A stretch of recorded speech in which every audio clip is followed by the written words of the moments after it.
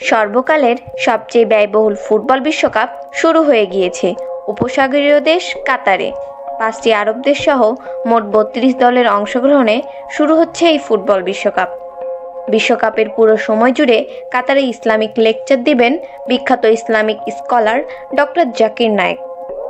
Doctor Zakir Naik ইতিমধ্যে কাতারে পৌঁছে গেছেন বলে খবরে জানা গিয়েছে।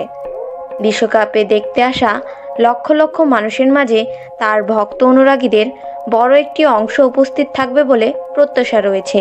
এ সময় তারা ডক্টর জাকির নায়েকের লেকচার শুনতে পাবে।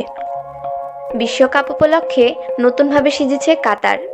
ফিফা বিশ্বকাপের 92 বছরের ইতিহাসে এই প্রথমবার আরব মুসলিম দেশ হিসেবে কাতার বিশ্বকাপের আয়োজন করেছে।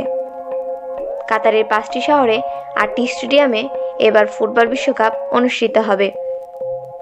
রাজধানী দোহা সহ বিভিন্ন স্থানে সামাজিক শিষ্টাচার নিয়ে হযরত মহানবী সাল্লাল্লাহু আলাইহি সাল্লামের প্রজ্ঞাপূর্ণ বাণীগুলো লেখা হয়েছে আরবি ও ইংরেজি ভাষায়।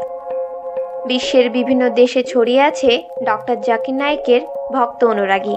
তরুণ প্রজন্ম ও প্রায় সব বয়সীদের মাঝে তিনি জনপ্রিয়।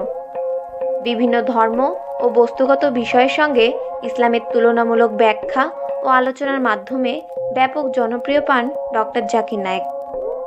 ডক্টর জাকির নায়েকের অন্যতম জনপ্রিয় থিম হল বিজ্ঞানের সূত্র দিয়ে কোরআনকে যাচাই করা।